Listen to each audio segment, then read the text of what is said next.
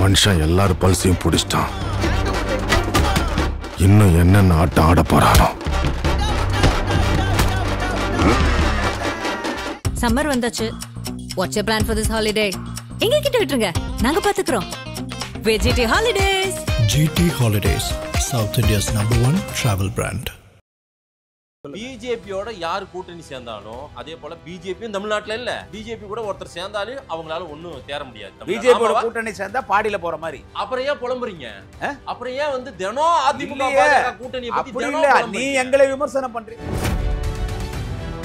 Anti incumbency திமுக மேல இருக்கும் 26ல அதெல்லாம் ஆன்டி எல்லாம் எந்த ஆன்டி இன்கமன்சியும் கிடையாது. எல்லா ஆன்டி நாங்க கரெக்ட் பண்ணிட்டோம் அப்படின்னா என்ன பேச்சு? அவர் சொன்ன ஆன்டி எந்த ஆன்டினா நீங்க சொல்ற இந்த ஃபீமேல் ஆன்டி இல்ல. அவர் ஆன்டி பாருங்க, ஹலோ, எதிர்ப்பு ஆன்டி இன்கமன்சின்றது என்ன சொல்றது? நீங்க தப்பா காட்டுவீங்க. எதிர்ப்பு ஆன்டி அதான் AUNTY ஆன்டி இல்ல. அவர் என்ன இருப்பாரு? இந்த வார்த்தை பாருங்க, இந்த வார்த்தை எல்லாம் போக கூடாது சார். நாங்க சார் ஆன்டி இல்ல, எல்லா ஆன்டி கரெக்ட் ஹலோ பண்ணி ஆன்டி இல்ல, ஆன்டி. மோடியும் என் தலைவன் தளபதி ஒண்ணுன்னு கேட்டா, என் தலைவர் தளபதி கிரவுண்ட்ல இருந்து வந்தார். 52 வருஷம் உழைச்சி அவரும் முதலமைச்சரா இருந்தாரு. அவர் RSSல ஒர்க்கரா இருந்தாரு. ஆனா என் தலைவர் தளபதிக்கு இருக்கிற வரலாறு மோடிக்கு. திமுகவை வீழ்த்தணும், அது எவனாலும் முடியாது. அது எவனாலும் முடியாது, எவளாலும் முடியாது. திமுக வீழ்த்தவன்றது எவனாலும் முடியாது, எவளாலும் முடியாது. என்ன தமிழ்நாடு உங்களுக்கு மட்டுமே எழுதி கொடுத்துட்டு? தமிழ்நாடு மக்கள் எங்களை நம்புகிறார்கள். தமிழ்நாடு மக்கள் எங்களை நிரந்தர தலைவர் என்று அன்பு தலைவர் அண்ணன் ஸ்டாலின் அவர்களை ஏற்றுக்கொண்டிருக்கிறார்கள். அவர் கருவறையிலே ஒரு போராளிங்க. அவர் கருவறையில இருக்கும்போது அவன் எங்க அண்ணியினுடைய வயிற்றில் அண்ணன் உதயநிதி ஸ்டாலின் கருவாக இருக்கும் பொழுது விசால போய் தலைவரை போய் தளபதியை போய் ஜெயில பார்க்கும்போது எங்க அண்ணி முழுகாமுங்கிறாங்க. அவர் ஜெயில இருக்கிறார் சார். அப்பவே உதயநிதி போராளியா? ஆமா, கருவிலே போராளி எங்க அண்ணா உதயநிதி. இது ஒண்ணு நான் ஒண்ணு முகசூதிக்காக சொல்ல வரல. கருவிலே ஒரு போராளி. இத பார்த்தா எப்படி சார் திமுகவுக்கு எந்த இந்துக்கள் சார் ஓட்டு போடுவாங்க? அது அவருடைய கருத்து. அது திமுக யாரு போட்டு வைக்காமக்கிறாங்க. இல்ல, அவர் கரவேட்டி கட்டினா திமுக கரவேட்டி கட்டினா போட்டு வைக்க கூடாது, பட்டை போடக்கூடாது அப்படின்றது அவர் போடுறவங்களுக்கும் அவர் சொல்லிக்கிறாங்க. அவர் சொன்னது பிடிச்சிருந்து அவர் சொன்னது தப்புன்னு நான் சொல்ல வரல. தமிழ்நாட்டுல பிஜேபியே இல்லைன்னு சொல்றீங்க, ஆமா தானே? பிஜேபி சுத்தமா காலூன்ற விடமாட்டோம்ன்றீங்க. அதை தடுத்து வச்சுட்டு இருக்கதே இந்தியாவிலே ஒரே தலைவர் ஐயா ஸ்டாலின் அவர்கள். ஆனா 4 மேனியும் பொழுது வரணும் தினம் பிஜேபி தான் தட்டுறீங்க, பிஜேபி தான் விமர்சிக்கிறீங்க. அன்னைக்கு 1.5% இந்த கட்சி இன்னைக்கு 11% வந்து பாத்தீங்களா? ஒரு உண்மை நம்ம பேசணும். இதுல எவனா என்ன திட்டினா கூட பரவாயில்ல, ஒரு சில உண்மை பேசணும். உருவம் குதிரைக்கு கடவாளம் கட்ட மாதிரி பேச போறோம். Good or bad person Annamalai. ஒரு இளைஞர்கள்கிட்ட அண்ணாமலைக்கு ஒரு ஈர்ப்பு இருந்துச்சு. அதன் தமிழர்களுக்கு வணக்கம். பல்வேறு துறைகளில் ஆக சிறந்த ஆளுமைகளை சந்தித்து நாம் நேர்காணல் எடுத்து வருகிறோம். அந்த வகையில் மீண்டும் நம்மோடு இணைந்திருக்கிறார் திமுக பேச்சாளர் திரு குடியாத்தம் குமரன் அவர்கள். அவரிடம் கேட்பதற்கு நிறைய இருக்குன்னு வாருங்கள், அவரிடமே கேட்போம். வணக்கம் குடியாத்தம் குமரன் அண்ணே. வணக்கம். எப்படி இருக்கீங்க? நல்லா இருக்கேன். அடிக்கடி திமுக பேச்சாளர்னே உங்களை ரிஜிஸ்டர் பண்றேன். ஆனா உங்களை கட்சி மேடையில இப்ப பார்க்கவே முடியறதில்ல. கட்சியிலையும் நீங்க ஆக்டிவா இருக்க மாட்டேன்றீங்க. ஆனா திமுக அடையாளம் எப்பவுமே அதை வந்து நான் வந்து திமுக அப்படின்ற அடையாளப்படுத்தி பேசிட்டே இருக்கீங்க எல்லா இடத்துலையும். அது இந்த உடம்புல உயிர் வரைக்கும் அப்படிதான் பேசுவேன். ஆனா கட்சி உங்களை திரும்பி பார்க்க மாட்டேங்குது. கட்சி என்னை திரும்பி பார்க்கலாம்னு உங்களுக்கு யார் சொன்னது? கட்சி அனுமதி இல்லாம நான் கட்சி பேரை சொல்லி திமுக பேச்சாளர் பேச முடியுமா? உங்களை கேட்கறேன் நான். இல்ல, அந்த அடையாளத்துல வளர்ந்தவர் நீங்க. இருங்க, யாரு வேணாலும் வந்து உட்காந்து நான் திமுக பேச்சாளர் கேள்வி நான் வரவேற்கிறேன். இப்போ நீங்க கட்சியிலே உங்களுக்கு என்னன்னு தெரியல, நீங்க திமுக பேச்சாளர் தான் பேசுறீங்க. எந்த நிலையில நீங்க திமுக பேச்சாளர் பேசுறீங்க நீங்க சொல்றீங்க இல்லைன்னு. இந்த உடம்புல உயிர் வரைக்கும் திமுக தான். சரி, நம்ம வியாபாரி கிடையாது. இன்னைக்கு ஒரு கட்சி, நாளைக்கு ஒரு கட்சி, நாளைக்கு ஒரு கட்சி. நானே கிட்டத்தட்ட ஒரு எப்போ டிபேட்னு ஆரம்பிச்சாங்க டிவியில, அதுலேருந்து நான் டிபேட்ல பேசிட்டு இருக்கேன். ஒரு 25 வருஷம் இருக்குமா, மிச்சமா இருக்கும். அப்பதான் பேசுறேன், டிபேட்ல பேசுறேன். வெற்றி கொண்டான் சிசியம் இல்லை நீங்க? ஆமா, அவர் கூட தான் இருக்கும். ஆரம்பத்துல இருந்து அவர் கூட இருக்கேன். அடுத்து ஒரு கேள்வியே இருக்கு, அவங்க மகன் சூர்யா வெற்றி கொண்டான். கேளுங்க, என்ன கேள்வி கேட்டாலும் என்கிட்ட பதில் இருக்குது ஆச்சுங்களா? நம்ம வந்துட்டு அன்னைக்குலேருந்து இன்னைக்கு நம்ம பேசின்னு இருக்கும்போது நான் பார்த்துக்கிறேன், பல பேர் திமுகவில் டிபேட்ல என் கூட பேசியிருக்காங்க. அவங்களே அதிமுகவில் போய் டிபேட்ல கூட பேசிக்கிறாங்க. அவங்களே பாஜகவில் போய் என் கூட டிபேட்ல பேசிக்கிறாங்க. அப்படி பல கட்சியில் மாறிக்கிறது நான் பார்த்துருக்கிறேன். ஆனால் நான் ஒரே கட்சியில், ஏன்னா எனக்கு வந்து தலைவர் கலைஞர், அப்படி ஒரு தலைவர்லாம் பிறக்கிறது கஷ்டம். இன்னைக்கு அந்த தலைவர் கலைஞரின் இதயத்தை இரவலாக பெற்று வாழும் கலைஞராக என்னுடைய தலைவர் தளபதி அண்ணன் ஸ்டாலின் அவர்கள் சிறப்பாக ஆட்சி நடத்துகிறார், சிறப்பாக கட்சி நடத்துகிறார். எனக்கு அவர் பர்சனலாக பிடிக்கும். சிறப்பாக ஆட்சியா? ஆமாம், சிறப்பான ஆட்சி, சிறப்பான ஆட்சி. நீங்கள் என்ன கேட்குறீங்க?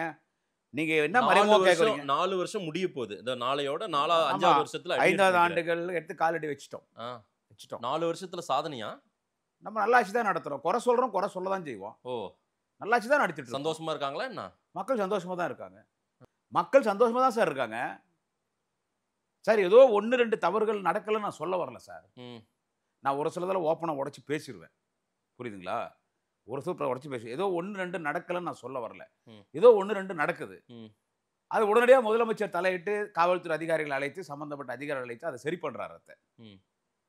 நீங்க இதுக்கு முன்னால ஒரு 10 வருஷம் ஆட்சி இருந்துச்சு இந்த நாட்டுல. அந்த ஆட்சிக்கு இந்த ஆட்சிக்கு நீங்க கம்பேர் பண்ணும்போது எங்க ஆட்சி எவ்வளவு மேலாச்சு. நல்ல ஆட்சி நடத்தாருல. கிரவுண்ட்ல அப்படி சொல்றது இல்லையே. 4.5 வருஷம் இருந்தாருல்ல எடப்பாடி.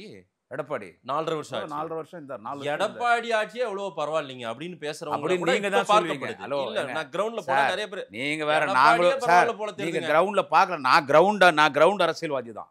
நான் லீடர் கிடையாது. நான் தலைவர் கிடையாதுங்க. நீங்க சொல்றீங்க இன்னும் கட்சியில என்ன இன்னொன்னு கட்சியில சேகலாம் தானே சொல்ல வரீங்க. கேட்டுருங்க அதுல போய் என்ன இருக்குது. அதானே கேக்குறீங்க. அது என் குடும்ப பிரச்சனை. அதை நான் பாத்துக்கிறேன். சரி, கட்சியிலே சேர்ந்துட்டு பழைய மாதிரி குமரம் கொள்கைப்புறம் துணைச்செயலாளர் வந்தா கூட நான் ஒன்றும் எம்எல்ஏவோ எம்பியோ மந்திரி ஆக போறது. என்னைக்கு நான் பேச்சாளர் தான் இருக்க போறேன். ஏன் அந்த கேட்டகரியே போதும் அப்படின்னு நான் அப்படி நினைக்கிறேன். எனக்கு தளபதி வந்து 2026 முதலமைச்சரா அந்த சீட்ல தனி மெஜாரிட்டியோட உட்காரணுங்க. இப்ப தளபதி முதலமைச்சரா வந்தார். 10 வருஷம் ஏடிஎம்கே ஆச்சு. இந்த முறை மக்கள் ஒரு மாற்றம் வரணும். அதுக்கு ஒரு நல்ல தலைவர் யாருன்னா தளபதினு ஓட்டு போட்டு தேர்ந்தெடுத்துட்டாங்க. ஆனா நான் என்ன சொல்றேன் தெரியுமா? மக்கள் ஓட்டு போட்டு தளபதி தேர்ந்தெடுத்துட்டாங்க. கலைஞருக்கு பிறகு அவ்வளவுதான் இந்த கட்சின்னு சொன்னாங்க. கலைஞருக்கு பிறகுதான் அவர் இடைத்தேர்தலில் பெரிய லெவலில் ஜெயிச்சாரு.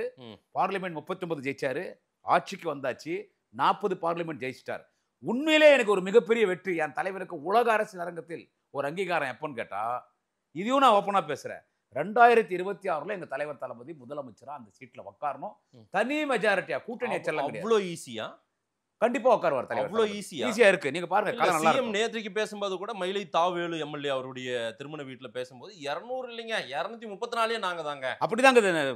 அதாவது வந்து நீங்க சொல்றீங்கல்ல கிரவுண்ட், அந்த கிரவுண்ட் அப்படிதான் இருக்குது. எங்க இருந்து இந்த டீடைல் சொல்றீங்க? 234 சரி ஓகே, நீங்க அதீத ஒரு கற்பனையில இருக்கலாம். அதுக்கு முழுசாவே நாங்க தான் அப்படின்னா எப்படி? அது இல்ல சார், அப்படிதான் களம் இருக்குது.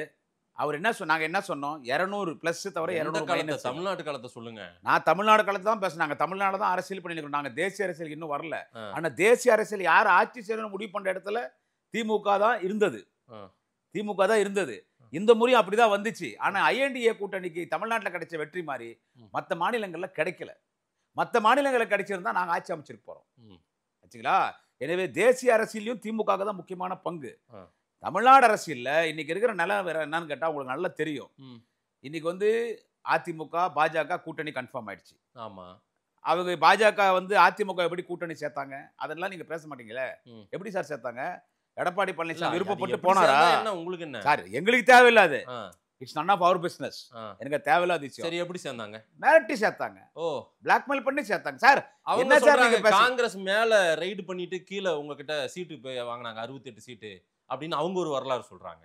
நான் சரி, அது மிரட்டல் இல்லையா? என்ன மிரட்டல்? இல்லங்க, மேல ரெய்டு நடந்துச்சு, கீழ வச்சுக்கிட்டு 68 சீட்டு காங்கிரஸ் வாங்குனாங்களே, அது மிரட்டல் இல்லையா? அது வேற இது வேற. அவங்க தொடர்ந்து எங்கள்கிட்ட கூட்டணியில இருந்தாங்க.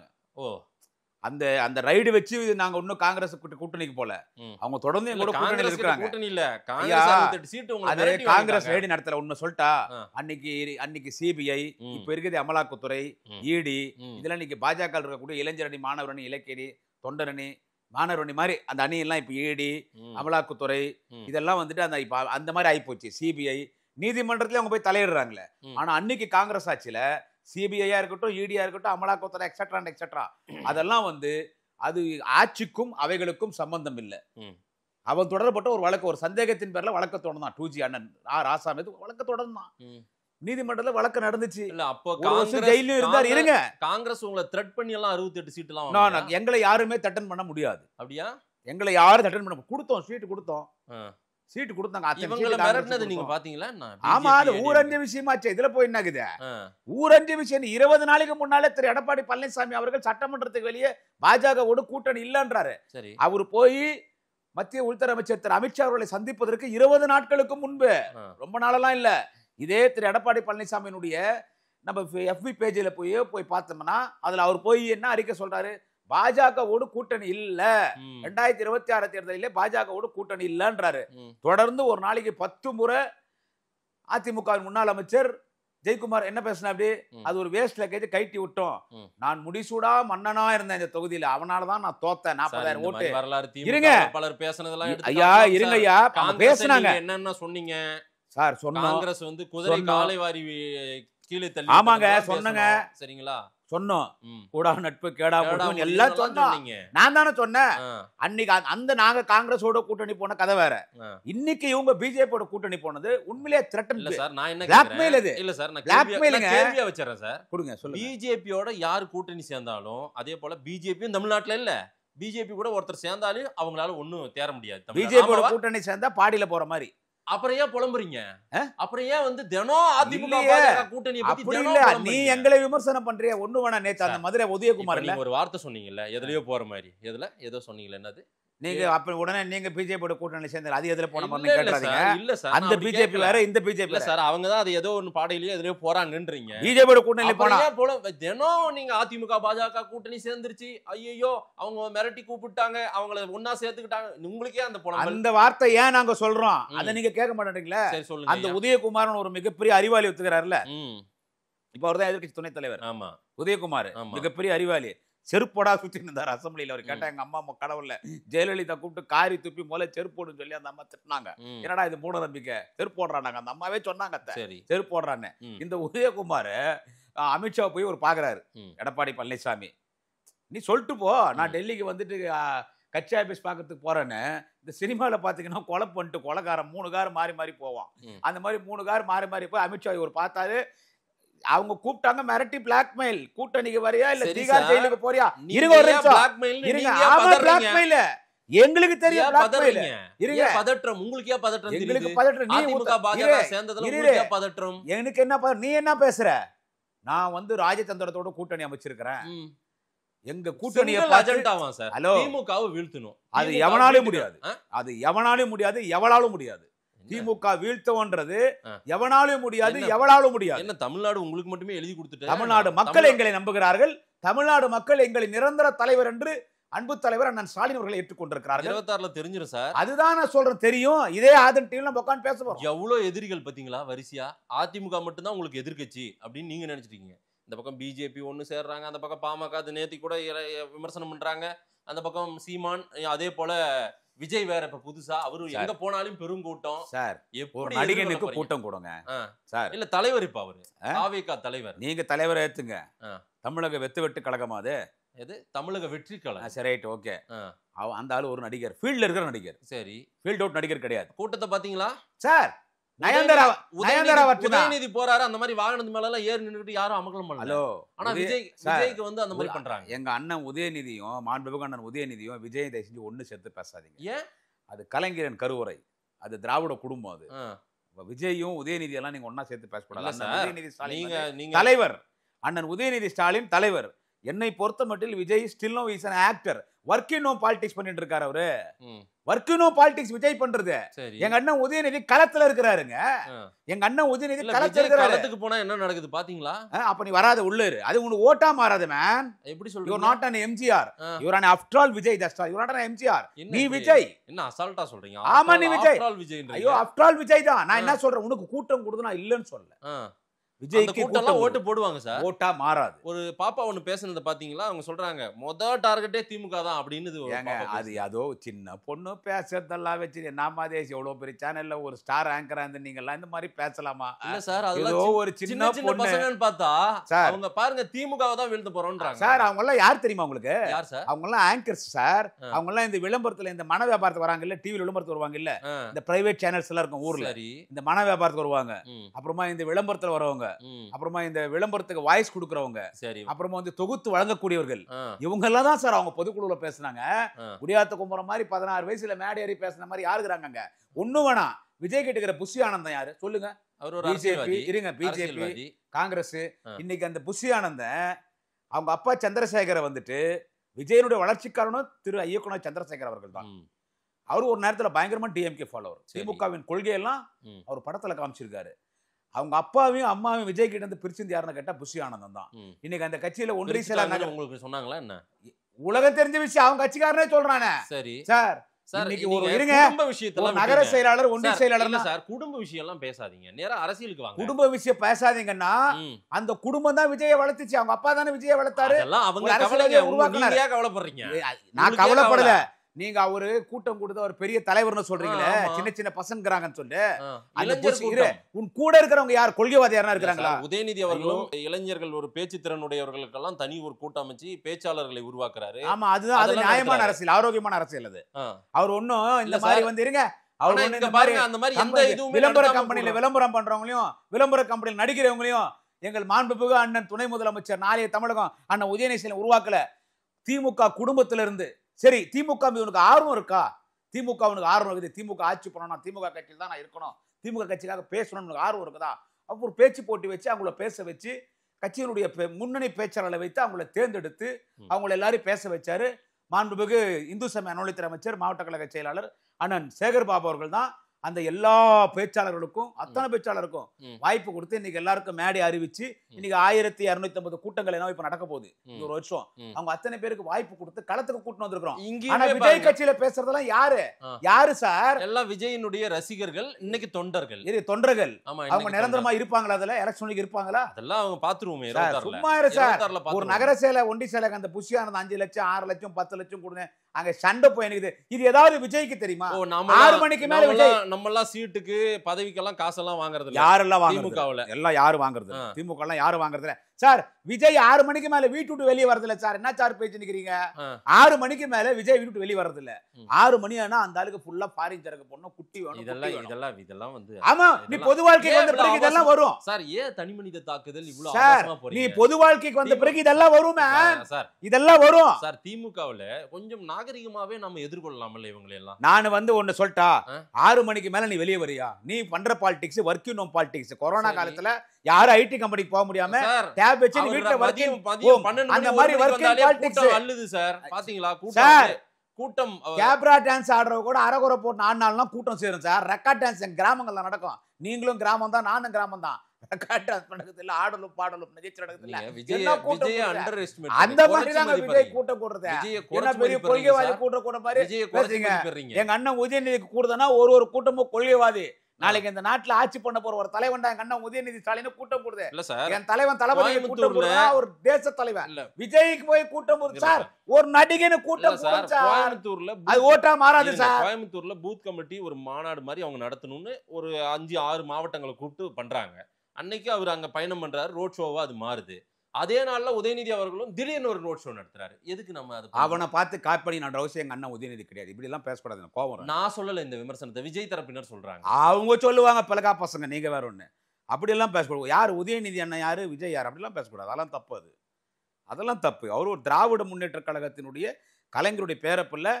அவர் குழந்தையா இருக்கிறதுல இருந்து அவர் எந்த போராட்டத்துக்கு போனாலும் தளபதி அண்ணன் உதயநிதி அவர்களுக்கு கருப்பு கால் சட்டை கருப்பு சட்டை போட்டு தூக்கி எல்லா போராட்டத்துக்கு போகிற எல்லா மாநாட்டு குழந்தையில இருந்து கட்சி நிகழ்ச்சியில குழந்தையாவே போராட்டத்துல பங்கேற்றாரா? ஏங்க தளபதி கூட்டின்னு ஏங்க அவர் கருவறையிலே ஒரு போராளிங்க. அவர் கருவறையில இருக்கும்போது அவங்க எங்க அண்ணினுடைய வயிற்றில் அண்ணன் உதயநிதி ஸ்டாலின் கருவாக இருக்கும் பொழுது விசால போய் தலைவரை போய் தளபதியை போய் ஜெயில பார்க்கும்போது எங்க அண்ணி முழுகாமங்கிறாங்க. அவர் ஜெயில இருக்கிறார் சார். அப்பவே உதயநிதி போராளியா? ஆமா, கருவிலே போராளி எங்க அண்ணா உதயநிதி. இது ஒண்ணு நான் ஒண்ணு முகசூதிக்காக சொல்ல வரல.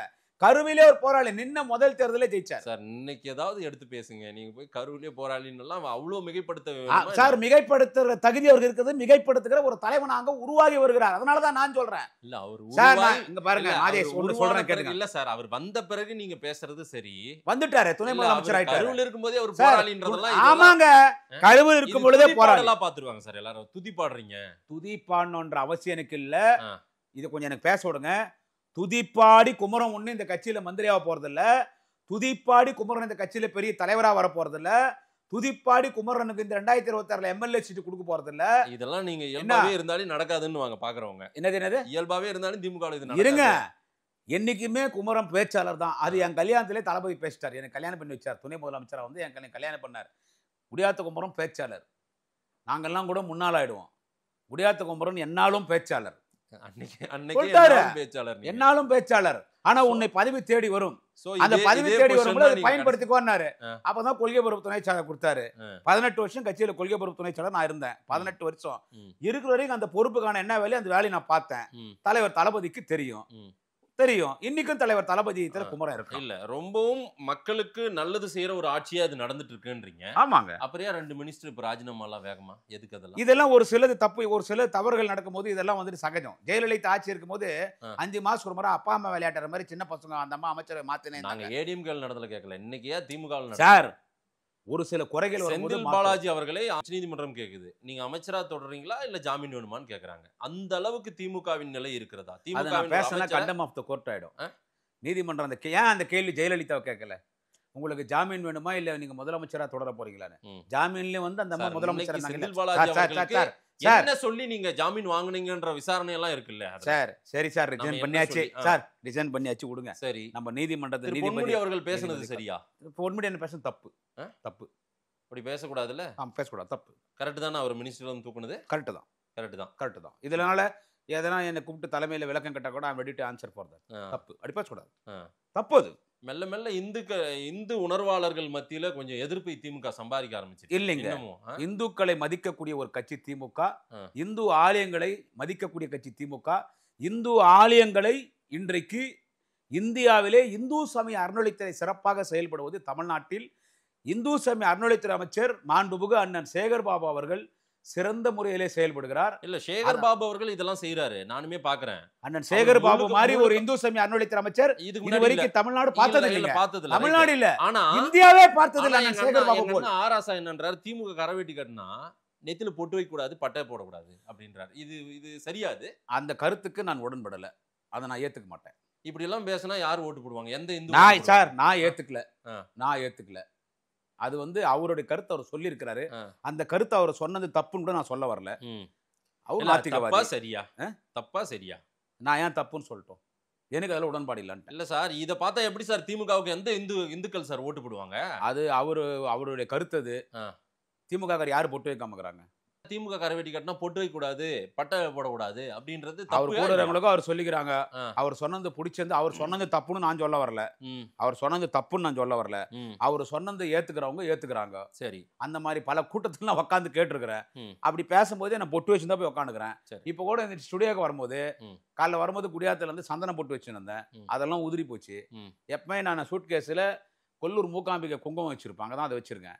உள்ள போயிட்டு தலைவாரின்னு கொல்லூர் மூகாம்பிகை குங்குமம் வச்சிருந்தா உங்களுக்கு கோவம் வரல? இந்த மாதிரி எல்லாம் அவர் பேசும்போதோ திரு பொன்முடி பேசும்போதோ கோவம்? பொன்முடி என்ன பேசுறது நான் பகிரங்கமா எல்லா சேனல்லையும் பேசினேன். அது தப்புன்னு தான் பேசினேன். தப்பு அது. எனக்கு ரொம்ப வேண்டிப்பட்டவர், ஒரு சீனியர், ரொம்ப எனக்கு வேண்டிப்பட்டவர். அந்த காலத்துல சைதை கிட்ட மாவட்ட செயலர் இருக்கும்போது நான் பொன்முடியோட பல கூட்டங்கள் பேசியிருக்கிறவன். எனக்கு எவ்வளவு அட்வைஸ் பண்ணிக்கிறாரு. அந்த வார்த்தையை அவர் யதார்த்தமா சொல்லிட்டாரு. சரி, சொல்லணும்னு சொன்னாரோ. ஆனா இப்படி ஒரு பிரச்சனை வரும், நம்ம இதனால நம்ம ஆட்சிக்கு கட்சிக்கு கெட்ட பேர் வரும் அப்படின்னு அவர் அதை பேசல. ஏதோ இயல்பா பேசுறது பேசிட்டார் திக மைண்ட்ல. திமுக ஆட்சியில திமுகவின் அமைச்சர் பெருமக்களா இருக்கட்டும், உங்களை போல பேச்சாளர்கள் நிறைய பேர் இருக்காங்க. பெண்கள் முகம் சுளிக்கும் விதத்துல பேசுறதும், பெண்கள் வந்து அருவருப்பா பாக்குற மாதிரி விதத்திலையும் பேசுறதும் நியாயமா? இதெல்லாம் திமுகவில் சில பேச்சாளர்கள் அப்படியெல்லாம் பேசுறாங்க.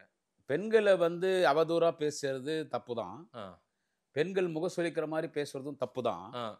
கரெக்ட் தான். பெண்கள் நம்ம அப்படி பேசக்கூடாது. இந்த பக்கம் நம்ம 1000 ரூபாய் உதவி தொகை கொடுக்குறோன்றோம், உரிமை தொகை கொடுக்குறோன்றோம். ஆமா, இலவச பஸ் விடுறோம்.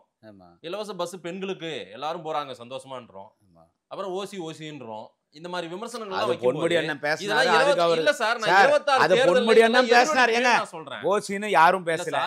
அது இங்க பாருங்க மாதேஷ், இந்த கடலூர் விழுப்புரம் தமிழ் ஒரு மாதிரியா இருக்கும். கடலூர் விழுப்புரம் தமிழ் அது ஒரு மாதிரியா இருக்கும். அது ஆச்சுங்களா? அது வந்து அதுல அப்படி அந்த ஓசின்னு ஏதோ தமாஷா பேசிட்டாரு. அதுக்கு பிறகு அவர் வந்து அண்ணன் சேகர் பாபு நடத்தின ஒரு பொதுக்கூட்டத்தில் பேசும்போது, உங்க மனம் புண்பட்டு இருந்தா நான் மன்னிப்பு கேட்டுக்கிறேன், இங்க நிறைய தாய்மார்கள் இருக்கீங்க, நான் யதார்த்தமா பேசினேன், மனசுல எதுவும் வச்சு நான் பேசல, உங்க மனம் புண்பட்டு இருந்தா நான் பகிரங்கமா மன்னிப்பு 2 கை எடுத்து மன்னிப்பு கேட்டாரு. ஆனா பேசும்போது கொஞ்சம் ஜாகிரதையா பேசணும். ஏன்னா தளபதி பொதுக்குழுல பேசும்போது ஒன்று சொன்னாரு, நம்மளோட பார்த்து நம்ம பெட்ரூமு பாத்ரூம் தவிர எல்லா இடத்துலயும் நம்மள ஒரு கண்ணு நம்மள பாத்துட்டு இருக்கு. அதுதான் நம்ம கையில இருக்கிற செல்போன். ஆனா நம்ம அவர் சொல்லி எத்தனை வருஷம் ஆகுது, இன்னமுமே அப்படியே தான். அதனால அது அப்படி இருக்க கூடாது. திரு வெற்றிகொண்டானுடைய சன் திரு சூர்யா வெற்றிகொண்டான், எனக்கும் அண்ணன் வந்து ரொம்ப பரிச்சயமானவர். அவர் சொல்றாரு, என் குருனுடைய மகன் ஆமா ஆமா எனக்குமே ரொம்ப பிடிச்சவர் தான் அவரு. ஆன்டி இன்கம்பன்சி திமுக மேல இருக்கும் 26ல. அதெல்லாம் ஆன்டி எல்லாம் எந்த ஆன்டி இன்கம்பன்சியும் கிடையாது, எல்லா ஆன்டி நாங்க கரெக்ட் பண்ணிட்டோம் அப்படின்னா என்ன பேச்சு? அவர் சொன்ன ஆன்டி எந்த ஆன்டினா நீங்க சொல்ற இந்த ஃபீமேல் ஆன்டி இல்ல. அவர் பாருங்க, ஹலோ, எதிர்ப்பு ஆன்டி இன்கம்பன்சின்றது என்ன சொல்றது? நீங்க தப்பா காட்டுவது எதிர்ப்பு. ஆன்டி அதான் AUNTY ஆன்டி இல்ல. அவர் என்ன பாருங்க, இந்த வார்த்தை எல்லாம் போடாத சார்.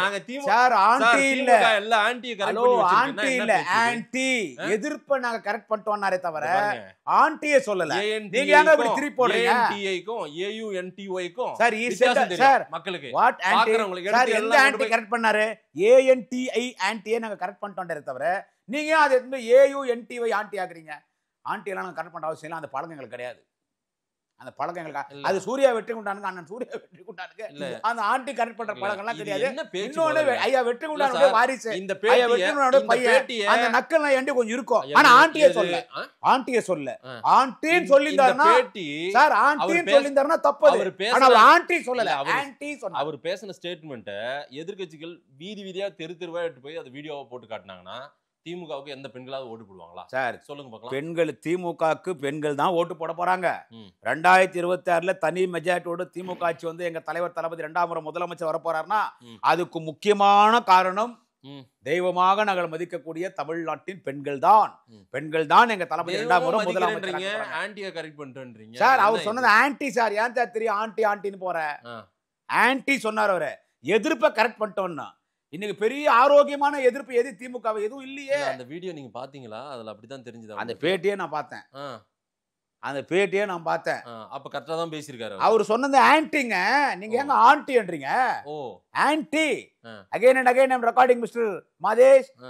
ANTI anti. எனக்கு அந்த வித்தியாசம் தெரியும். AUNTY இல்ல, ANTI ஆன்டி. சார் எனக்கு அந்த வித்தியாசம் தெரியும் சார், மக்களுக்கு தெரியணும்ல சார். அத குழப்பது நீங்க தான் ஆளுங்கறீங்களா? இப்ப நான் பேசிட்டேனே, மக்கள் புரிஞ்சிட்டோம். நாங்க குழப்பமா? இப்ப அப்பதான் குழப்பினீங்க. நான் குழப்பவாதி இல்ல சார். திருப்பி அதே பேசிட்டீங்களா? ஓ அத கடந்துட்டு வாங்க அப்படின்றீங்க. ஆமா கடந்துட்டு வாங்க. நான் தான் சொல்லிட்டேன். நான் நைட் சூர்யானிட்ட பேசுறேன். ஒரு விளக்கம் ஒன்று கொடுத்துருந்தேன்னு சொல்லிட்டு. அதாவது வந்து அது ஆன்டி ஆன்டி எல்லாம் கரெக்ட் பண்ணியாச்சு. சரி, அந்த வேலை பார்க்கறதுக்கு திமுக ஒன்று சொல்லிட்டா என்னவானன் உதயநிதி ஸ்டாலினை பத்திட்டு நீங்க பேசுறீங்களே, சாதாரணமா நினைக்காதீங்க. அவரை எல்லா ஆன்டி சரிப்படுத்திட்டாரு. அண்ணன் உதயா எல்லா ஆன்டி சரிப்படுத்திட்டாரு. அப்ப 3 ஆன்டி நீங்க தமிழ்லயே கூட சொல்லுங்க சார். நீங்க தானே ஆன்டி ஆன்டி எதிர்ப்பை சரிப்படுத்திட்டாரு. நீங்க அப்புறம் திரும்பி மாத்திட்டு போறீங்க. ஆன்டி இல்ல, ஒரு சில ஆங்கில வார்த்தைகள் நம்ம தவிர்க்க முடியாதுங்க. ஆங்கில வார்த்தைகள் தவிர்த்து நம்ம பேச முடியாது எல்லா மொழியிலையும். என்ன சொல்றது? ஆன்டி என்றது நம்ம இப்போ ஆன்டி டிஎம்கே, இப்ப மாதேஷ் ஆன்டி டிஎம்கே ஆங்கர்னு எல்லாரும் சொல்றாங்க. அப்படியா? அப்படின்னு சொல்றாங்க சார். நான் டிஎம்கே ஆளுன்னு சொல்றாங்க சார் எல்லாரும். நீங்க பாக்குறதுல போல கமெண்ட்ஸ் இல்ல என்கிட்ட சொல்றது. மாதேஷா குமரன் எங்க போற? அது கால அறிவாலயத்துல தலைவர் பார்க்க போயிருந்தேன். அப்ப எங்க இன்னைக்கு என்ன மாதிரி நான் ஆதன் டிவில பேட்டிக்கு போறேன் என்ட்ரி. மாதேஷ் ஆங்கர். மாதேஷ் தான் எனக்கு பேட்டி எடுப்பாரு. மாதேஷ் இஸ் a பக்கா anti DMK man. Is an anti DMK anchor. He's an anti DMK person. He's a பக்கா BJP minded. Totally is an anti DMK. Okay? He's an anti DMK உங்களை சொல்றாங்க. இல்ல அவங்க என்ன டிஎம்கேன்றாங்க, நீங்க என்ன பிஜேபின்றீங்க. விஜய் கட்சிக்காரங்க வந்து என்ன சொல்ல போறாங்கன்னு தெரியல. ஆன்டி டிஎம்கேனாலே முடிஞ்சு போச்சே. பிஜேபி, ஏடிஎம்கே, விஜய், சீமானு எல்லாமே வந்துரும். இது கமெண்ட் தான் மக்கள் சொல்லணும் மாதேஷ் யாருன்னு சொல்லிட்டு. எந்த நிலையிலும் குமர திமுக கார, எந்த நிலையிலும் குமரன் திமுக கார. தமிழ்நாட்டுல பிஜேபியே இல்லைன்னு சொல்றீங்க, ஆமா தானே? பிஜேபி சுத்தமா காலூன்ற விடமாட்டோன்றீங்க. அதை தடுத்து வச்சுட்டு இருக்கிறதே இந்தியாவிலே ஒரே தலைவர் ஐயா ஸ்டாலின் அவர்கள் நீங்க சொல்றீங்க. ஆனா 4 மேனியும் பொழுது உறவனவும் தினம் பிஜேபி தான் திட்டுறீங்க, பிஜேபி தான் விமர்சிக்கிறீங்க. அன்னைக்கு 1.5% இந்த கட்சி இன்னைக்கு 11% வந்திருக்கு. பாத்தீங்களா எந்த அளவுக்கு வளர்ந்துருக்கு பாருங்க. இல்லைங்க 11% வந்ததுன்னு கேட்டா இந்த எலெக்ஷன் அவங்க கூட பாட்டாளி மக்கள் கட்சி கூட்டணியில் இருந்துச்சு. சரி, பாட்டாளி மக்கள் கட்சி தமிழ்நாடு ஃபுல்லா இல்ல, வன்னியாஸ் பெல்ட்ல. அதுவே பாட்டாளி மக்கள் ஏற்கனவே இந்த வாக்கு வங்கி செஞ்சு போச்சு. முன்ன மாதிரி இல்லைன்றது உங்களுக்கு தெரியும். அதுல இப்ப அப்பம் உள்ள சண்டையில டோட்டலா காலி. அப்பம் உள்ள சண்டியில என்ன டோட்டலா சொல்ல காலி. வரீங்க? அவங்க எல்லாம் கூட இருந்ததுனால இவ்வளவு பெர்சென்ட் வந்திருக்குன்றீங்களா? அவங்க கொஞ்சம் அந்த பாமகனால கொஞ்சம் பாமக அப்ப ஏரியால கொஞ்சம் ஓட்டு திமுக வந்துச்சு. கூட இருக்கிற 18 கட்சிகள் எல்லாம் சேர்ந்ததுதான் திமுகவினுடைய பெர்சென்டேஜ் அப்படியா? அதுக்கு நம்ம வந்துட்டு அதுக்கு எங்க கூட இருக்கிற கட்சினால எங்களுக்கு ஓட்டு வரல, எங்களுக்கு தான் தனியா வந்துச்சு சொல்லி கூட்டணி கட்சி நான் விமர்சிக்க நான் தயாரா சார் இல்லை. அப்படி பார்த்தா உங்களுக்கு ரெண்டு கை எவ்வளவு தட்டினா வரும்? தான் சத்தம் வரும். அப்ப உங்களுக்கு வந்து நான் 35 40 அந்த மாதிரி எல்லாம் கிடையாது. உங்களுக்கு வெறும் 15 20 அந்த மாதிரி தான் இருக்குமோ? ஏன் அப்படி இருக்கோன்றீங்க? இல்ல. நாங்க அங்க 11% வந்ததுக்கு பாருங்க. பிஜேபி வந்ததுக்கு காரணம் பாமக இருந்துச்சு, மத்தவங்க இருந்தாங்கன்னு சொல்றீங்களா? சார் அதே போல உங்க பக்கம் சார், திமுகவுல ஒண்ணு 18 சொல்லிட்டா, கட்சி இருந்தது. ஒரு அந்த சார், ஓட்டெல்லாம் உங்களுக்கு வந்து இருங்க. percentage இருக்கு. நான் இப்ப நான் பேசினா அதெல்லாம் கிடையாது. எங்கனால தான் ஓட்டு, எங்கனால தான் ஓட்டுன்னு சொல்லி கூட்டணிக்குள்ள குழப்பத்தை உருவாக்க நீங்க பாக்காதீங்க. என்ன வச்சு யாரு? அதுக்கு நான் அனுமதிக்க மாட்டேன். ஆ. திமுகன்றது மக்கள் மனதில் இருக்குது. ம். எங்களோடு யார் கூட்டணி சேர்ந்தாலும் அவங்க சட்டமன்றத்துக்கு வரலாம், நாடாளுமன்றத்துக்கு வரலாம். எங்களோட கூட்டணி சேர்ந்தா சரி. இவ்வளவுதான் நான் சொல்ல முடியும். ம். பாஜகவுக்கு 11% ஓட்டு வந்துச்சுன்னு நீங்க சொன்னீங்கன்னா ஒரு உண்மை நம்ம பேசணும். இதுல எவனா என்ன திட்டினா கூட பரவாயில்ல, ஒரு சில உண்மை பேசணும். உருவம் குதிரைக்கு கடவாளம் கட்ட மாதிரி பேச போறோம்ல. அவன் நல்லவனும் கெட்டவனும் அந்த ஆளு அண்ணாமலை. ஒருமையில வேண்டாம். சரி, யாரோ okay right, good or bad person Annamalai. ஆ, ஒரு இளைஞர்கள்கிட்ட அண்ணாமலைக்கு ஒரு ஈர்ப்பு இருந்துச்சு. ஆ, ஒரு சில உண்மை பேசியவன் ஆ. அண்ணாமலை. ஏதாவது ஏன்னா அண்ணாமலை யாரு, ஒரு ஐபிஎஸ் ஆஃபீஸர்ப்பா. எப்படி கொண்டு வந்தாங்கன்னா பிஜேபி காரெல்லாம் பேசும்போது சிங்கம் படம் பார்த்தீங்கல்ல, சூர்யா, ம், அது அண்ணாமலையுடைய ஸ்டோரி தான் அது. ம். அண்ணாமலையோட நான் வந்து டர்பனுக்கு போன ஆப்பிரிக்காவுக்கு ஒரு ஆமா. ஒரு ஸ்மக்லரை புஷ்னு வந்தேன். ஆ. அந்த காட்சி அந்த படத்துல வரும். ஆ, ஒரு மாய ஒன்று உருவாச்சு யங்ஸ்டர்ஸ் கிட்ட. சரி. அண்ணாமலை அண்ணாமலை அண்ணாமலை அண்ணாமலைன்னு ஃபுல்லாக டிஎம்கே திட்டுறது, ஃபுல்லாக டிஎம்கே திட்டுறது, அண்ணாமலை அண்ணாமலை அண்ணாமலைன்னு ஒரு மாயை உருவாக்குறது. எப்பவுமே இந்த ஓட்டை வந்துட்டு கொஞ்சம் இங்கே போடலாமா, அங்கே போடலாமா, அங்கே போடலாமா, இங்கே போடலாமான்னு ஓட்டு எப்படி போடணும்னு தெரியாமல் முழிக்கிறது யாரு தெரியுமா? இந்த நியூ கமர்ஸ், 18 வயசு புது ஓட்டர்ஸ் ஆமா, ஆமா. அவங்க தான். இப்ப விஜய் வேற பங்கு இருங்க, ஒரு போடுறாரு. நிமிஷம் இருங்க. ஆமா. அவங்க தான் பெருசா விஜய்க்கு வேற அதுல பங்கு கொஞ்சம் அண்ணாமலைனால ஒரு மாய உருவாச்சு. ஆ. அண்ணாமலைனால மாய உருவாயி, மோடியை பிஜேபி எல்லாம் இல்ல, ம். அண்ணாமலைனால கொஞ்சம் ஒரு மாய உருவாகி கொஞ்சம் ஓட்டு அவங்க 11% வாங்குறது உண்மைதான். ம். அதுல தான் நாங்க வந்து எங்கேயோ ஒரு இடத்துல ஏமாந்துட்டோம். நான் சொன்ன எல்லார்ட்டையும் அவன் 11% ஓட்டு வாங்கிட்டான். ஓ. அது ஏடிஎம்கே 4% இன்னும் அவன் ஏறி வாங்கினா கூட நமக்கு அது பிரச்சனை கிடையாது. ம். அவன் பங்காளி நம்ம கிட்ட. So, அண்ணாமலை சாதிச்சிருக்காரு இங்க இருக்கிற இளைஞர்கள் நான் மத்தியில ஒரு- சாதிச்சான்னு சொல்ல, மக்கள் இளைஞர்களை ஏமாத்தினார். மாயா சாயான்னு ரஜினிகாந்த் பாடுவாரு. ஆ. என்ன சொல்றது, ஆ. பாபா படத்துல திமுக அந்த யாரையும் மாதிரி ஒரு ஏமாத்தலையா? மாயா சாயான்னு இளைஞர்களை ஏமாத்தி ஏதோ தான் ஒரு மிகப்பெரிய தலைவர் ஏதோ சாதிக்க போறேன்னு சொல்லி ஆ. ஒரு சிலரை தவறான வழிக்கு கொண்டு போனாரு. இல்ல திமுக கடைசியில அப்படி யாரையும் பிஜேபி அவங்களுக்கே ஆப்பு வச்சு வெளியே அனுப்பிச்சிட்டாங்க. இப்ப அண்ணாமலை இல்ல திமுக அந்த அப்படி- 11% 2026 இருக்காது. ஆ. அது இருக்காது, இருக்காது. பாருங்க, BJP-க்கு அந்த 11% வராது வராது வராது ஆ. வராதுங்க. திமுக மக்களை எதுவும் ஏமாற்றாமல் எல்லாமே சொன்னதெல்லாம் செஞ்சுட்டு தான் இருக்கீங்க. ஏங்க இங்க பாருங்க, முக்கியமானதெல்லாம் செஞ்சாச்சு. ஆ. ஒரு சிலதெல்லாம் செய்யல, சின்ன சின்னதெல்லாம் ஒரு சிலதெல்லாம் செய்யலன்றதை நான் ஒத்துக்கிறேன். ம். ஒத்துக்கிறேன். அதாவது உங்கள் தொகுதியில் மு.க. ஸ்டாலின் சொல்லி அதிமுக ஆட்சியில தலைவர் தளபதி அவர்கள் எல்லா தொகுதியில போய் மக்கள்கிட்ட மனு வாங்கினார். ம். அதெல்லாம் நாங்க 70% செஞ்சிட்டோம். அப்ப ம். தளபதி என்ன தெரியுமா சொன்னாரு? ம்.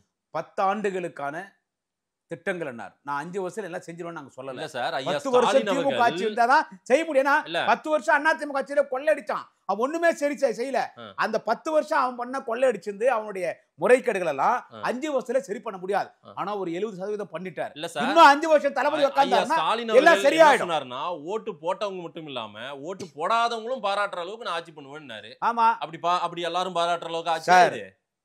உண்மையானவங்க எல்லாம் பாராட்டு தான் இருக்கிறாங்க. அப்படியா? அவன் ஒரு கட்சி மனநிலை இருப்பான். ஒருத்தன் ஏடிஎம்கே மைண்டட் பர்சனா இருப்பான், ம். ஒருத்தன் பிஜேபி மைண்டட் பர்சனா இருப்பான். ம். இப்ப புதுசா விஜய் கட்சி ஆரம்பிச்சுக்கிறத ம். அப்படி இருப்பான். அவன்லாம் எங்களை திட்ட தான் செய்வான். ம். ஆனா அவன் எல்லா வகையில எவன் திமுக திட்டுறானோ, it may be she or he, யார் திமுக திட்டினாலும் ஏதோ ஒரு வகையில் என்னுடைய தலைவர் தளபதியுடைய திராவிட மாடல் அரசுடைய சாதனை அவன் வீட்டில் இருக்கு. ம். ஒண்ணு உங்க வரி பணம் தான், நாங்க எங்க அப்பா பணம் கொடுக்கல. ம். பஸ்ஸில் இலவச பயணம் சொன்னா எங்க அப்பா பணம் நாங்க கொடுக்கல. ம். நீங்க அரசாங்கம் கட்டுற வரி பணத்துல அதை முறையா நாங்க பயன்படுத்தி கட்டணமில்லா பேருந்து பயணம், ம். நான் அது இலவசம் கூட சொல்ல வரல. 10 லட்சம் கோடி கிட்ட கடன் ஆகி போச்சு. இருங்க, அதை நாங்க சரி பண்ணிக்கிறோம். ஆ? அதுல நாங்க சரி பண்ணிக்கிறோம். மறுபடியும் வந்தாதான் சரி பண்ண முடியும். நாங்க வராது யாரு, நீங்க யார் பக்கத்துல ஒரு ஆபீஸ் இருக்குது பிஜேபி கூட்டணி வரப்போதா? ஆ. யார் வர போறாங்க? நாங்க தான் வர போறோம். நாங்க தான் வர போறோம் மக்கள் தான் சார் முடிவு சார். பண்ணுவாங்க. மக்கள் முடிவு பண்ணியாச்சு சார். மக்கள் முடிவு பண்ணியாச்சு சார். நாங்க தான் சார் 2026ல தளபதி அவ்வளோ அக்யூரேட்டா அடிச்சு சொல்றாரு. 234 தொகுதி நாங்க ஜெயிச்சாலும் ஆச்சரியப்படுறதுக்கு இல்லைன்னா அவர் களம் தெரியும். இப்படிதான் 400+ மோடி ரொம்ப பிரமிப்பா சொன்னாரு. மோடியும் நாங்களும் ஒண்ணும் இல்ல. ஆ. மோடி எங்களையும் ஒன்னா கம்பேர் பண்ணாது. மோடி 3ஆம் முறை பிரதமரா வந்துட்டா மோடி திமுகவோட பெரிய கட்சியா? ஆமா, என் தலைவர் தளபதி இருக்கிற வரலாறு மோடி கிடையாது ஏன் மோடிங்க வரல சார். மோடி 3ஆம் முறை பிரதமரா வந்திருக்காரு சார். ஆமா சார். அது இந்தியாவிலே அவர் தான் 3ஆம் முறை பிரதமர் இல்ல. ம். ஜவஹர்லால் 2 முறை இருந்தாரு, நரசிம்மராவ் 2 முறை இருந்தாரு, வாஜ்பாய் 2 முறை இருந்தாரு, எல்லாமே 2 முறை இருந்தாங்க. மன்மோகன் சிங் 2 முறை இருந்தாரு, இவர் 3வது முறை இருக்காரு. அது வட மாநிலத்தில் அது பாஜகனுடைய அவங்க சங்கி கூட்டம் அந்த வடகாசுடைய அரசியல் இருக்காரு. அதனால மோடியும் என் தலைவன் தளபதி ஒண்ணுன்னு கேட்டா, என் தலைவர் தளபதி கிரவுண்ட்ல இருந்து வந்தார். 52 வருஷம் உழைச்சி அவர் RSSல ஒர்க்கரா இருந்தாரு. ஆனா என் தலைவர் தளபதிக்கு இருக்கிற வரலாறு மோடிக்கு இல்லை. அதனால நான் மோடியை குறைச்சும் பேச வரல, அவர் பிரதமர். ஆனா என் தலைவன் தளபதியும் மோடியும் கம்பேரிசன் பண்ணும்போது தலைவர் Thalapathy is very very greatest bigger தான் மோடி இன் பாலிடிக்ஸ். உழைச்சி இந்த இடத்துக்கு வந்திருக்கிறாரு. சரி, உழைச்சிதான் இந்த இடத்துக்கு வந்திருக்கிறாரு. அவர் நீங்க உங்க ஆட்சியில் எதுவுமே தப்பே நடக்கலைன்னா என்ன சொல்ற மாதிரி பெரிய தப்பு நடந்துச்சு நீங்க சொல்லுங்க. திமுக ஆட்சியில மக்கள் எல்லாம் சந்தோஷமா இருக்காங்க, எந்த தப்பும் நடக்கல, எந்த ஒரு சட்டம் ஒழுங்கு பிரச்சனையும் இல்ல. ஏதோ 1-2 எங்கேயோ ஒன்று நடக்குங்க ஐயா. 1-2 தான் பிரச்சனை. ஆமாங்க, சட்ட ஒழுங்கு பிரச்சனை எங்கேயோ ஒரு முன்விரோதத்தை எவனோ ஒருத்தனை கொலை பண்ணுவான். எதனா ஒரு பொறுக்கி பசங்க எதனா ஒன்று தண்ணி ஒரு பொண்ணு 2 கலாட்டா பண்ணும். இதோ 1-2 தப்பு நடந்திருக்கலாம், 1-2 நடந்திருக்கலாம். அது உடனுக்குடன் அது என்ன, அது எப்படி பெண்களுக்காக தீர்த்திருக்கிறோம். அண்ணா யூனிவர்சிட்டிக்குள்ள ஒருத்தன் ஞானசேகரனா, ஆமா, என்ன பண்ணி வச்சிருக்கீங்க இப்போ வரைக்கும்? அவன் ஜெயில இருக்கிறான். அவன் வந்து அவன் சாவர வரைக்கும் ஜெயில இருக்க போறான். அவனை என்கவுண்டர்ல போட்டுதான் தண்டனையா சார்? வேற என்ன பண்ண, அவனை என்கவுண்டர்ல போட்டுடணும். தெலுங்கானால ஒரு 4 லாரி டிரைவர் சேர்ந்து ஒரு பெண்ணை தூக்கிட்டு போய் பாலியல் பலன் கொலை பண்ணிட்டாங்க. போலீஸ் பிடிச்சிருச்சு. அந்த ஸ்டேட் சீஃப் மினிஸ்டர் பார்த்தாரு சந்திரசேகர் ராவ். இவனை என்ன பண்ண போற, கோர்ட்டுக்கு கொண்டு போய் 10 வருஷம் கேஸ் நடக்குமா, போட்டு தள்ளுறானாங்க. தப்பிச்சு போக பார்த்தாலும் போட்டு தள்ளாங்க போலீஸ். தெலுங்கானா போலீஸ் கடவுளா எல்லாரும் கும்பிட்டாங்க. அவனை போட்டு தள்ளி இருக்கணும், அதான் விட்டாங்க. போலீஸ் அவனை போட்டு தள்ளணும். இதுக்கெல்லாம் நீங்க போய் சிஎம் கேட்கணும் அவசியம் இல்ல. சிஎம் பாராட்டி இருப்பாரு உங்களை. அவனை போட்டு சுட்டுட்டு போயினேரு சார். எல்லாத்துக்கும் சார் சிறையில் வைக்கிறது இது திமுக அரசு. அது நீதிமன்றம் முடிவு பண்ண என்னன்னு சொல்லிட்டு நீதிமன்றம் முடிவு பண்ணோம். அது எனக்கு என்னன்னு தெரியாது. போலீஸ் எனக்கு இப்போ மிஸ்டர் அருண் தானே சென்னை சிட்டியினுடைய கமிஷனர். இப்போ நல்ல அதிகாரி தான். எத்தனை பேர் என்கவுண்டர்ல போட்டிருக்காரு, நல்ல அதிகாரி. அவர் அருண் சார் என்ன பண்ணிருக்கணும், என்கவுண்டர்ல போட்டு தள்ளிட்டுக்கணும், அவ்வளவுதான். அப்ப அருண் சார் இல்லைன்னு நினைக்கிறேன். அந்த இன்சிடென்ட் அருண் சார் இல்ல அவனை நீங்க என்கவுண்டர்ல போட்டிருக்கணும். இருந்தார், அவர் தான் இருந்தார்ல, தெரியல. அவனை என்கவுண்டர்ல போட்டிருக்கணும். அப்படி பெண்களை ஒருத்தன் பிளாக்மெயில் பண்ணி கேமரா எடுத்து அவங்கள தவறா ஒருத்தன் பயன்படுத்தி ஒரு மன உளைச்சலுக்கு ஆளை உண்டாக்கி அவன் ஏதோ 4 பேர் விருந்து வைக்கிறானெல்லாம் சொன்னாங்க. அது என்னன்னு எனக்கு தெரியாது. அவனை போட்டுடணும். இதுதான் என் கருத்து. அவனை போட்டுடணும். திமுக வந்து 26ல கட்டாயம் ஜெயிச்சு மறுபடியும் அதிகாரத்துக்கு வந்துடும். இதே சேனல் நம்ம உட்காந்து பேசத்தான் போறோம். ஓகே, மக்கள் என்ன முடிவு எடுக்க போறாங்கன்றதை பார்ப்போம். நேரில் வந்து நேரம் கொடுத்து பேசியமுக்கு நன்றி.